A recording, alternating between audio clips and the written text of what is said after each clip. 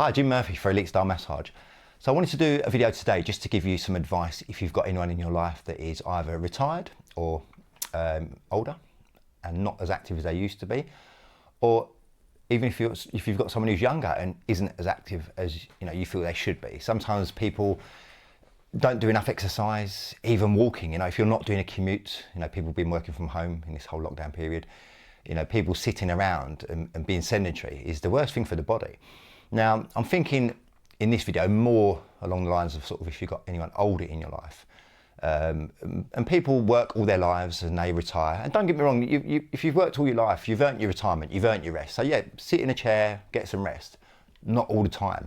I do see quite a lot of times when people do retire and they'll sit in their chair and watch some daytime TV. They convince themselves they're going to do a bit of gardening, a bit of DIY, and they don't. And over the next few years, they just fall apart.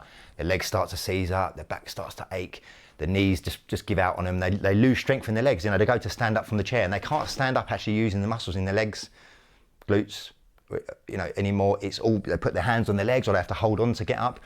There's a group of muscles in the body that as therapists, we call the second heart. Now, your calf muscles, we call the second heart, and they're very important. Your heart pumps blood around the body and they go down to the lower legs. When your calves contract, they squeeze that blood back up towards the heart to get reoxygenated. So they're really important muscles. This is one of the reasons why when people get old and they sit in their daytime sort of chair, watching daytime TV rather, they tend to get swelling in the lower legs. They get puffy, they get discoloration to the skin there, and it's almost like plasticine, where if you pushed on their lower legs or their feet, it stays in there. It's like pushing in Oasis that you put plants in. It's almost like that. It's just things aren't getting pumped around the body. You need to get the juices flowing, get the blood pumping. So my bit of advice, if you've got anyone older in your life, get them a dog. If you've got someone a dog, they've got to walk minimum twice a day for what, 10, 12 years the dogs live for? It's just something that's just going to make them be active if they're not going to take the advice of going for a walk or doing some light exercise. I think it's such an important thing to keep moving and keep mobile. There's some more gentle things that people could get involved with, but just making it so they have to walk and they've got company of a dog. There are also younger people, obviously, it's not just for the elderly or the retired.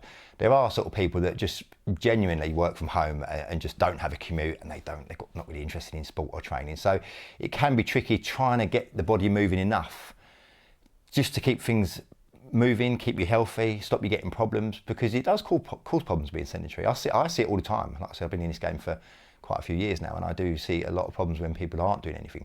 The worst people I see are those that sit on the bus, again, they go to work, they sit down in an office all day, they sit on the bus and come home, and then they sit down and watch EastEnders. It just not being active and not getting things moving. You need to get the blood pumping around the body.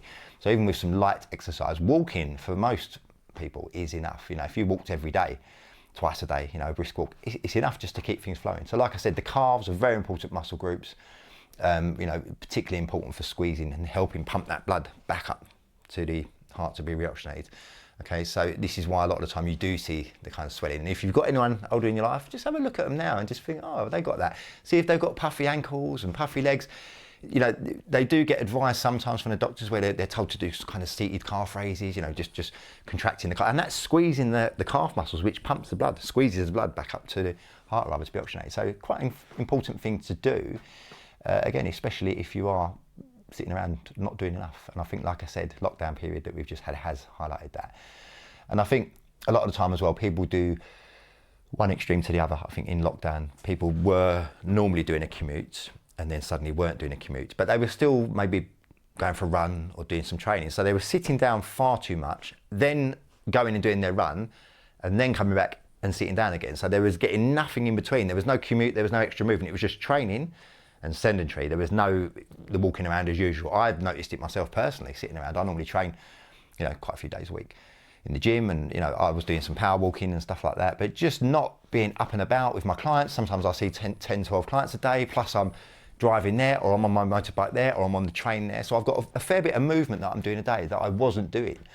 And I did notice it in lockdown, things did start to stiffen up on me. My hamstrings felt tighter, my back felt worse. As soon as I'm back to sort of training properly at the gym and more back to my normal working routine, straight away I feel good again and feel like my body's moving and mobile. I dread retiring if that's what's going to happen. I'm only 44 at the moment, but I dread retiring if that's what's going to happen. So if you've got people in your life that are 65 and onwards, maybe even less than that, and they are just sitting around too much, get them to do something. And sometimes you do feel like you're beating your head against a brick wall sometimes, where you'll say to them, you should go for a walk, or you should do some seated chair yoga. And, they'll be like, yeah, but they won't do it, unless they're quite self-motivated. Yet if you, again, little tip for you, get them a dog, they have to walk it, they can't not. So I just think that's quite a useful thing that you could do just to help someone out. So just another little bit of advice for you guys there. Hopefully you might have found it useful. Any comments, you can put them in the thing below there, and if you like and subscribe, it would be greatly appreciated. And I'll see you on another visit. Great stuff.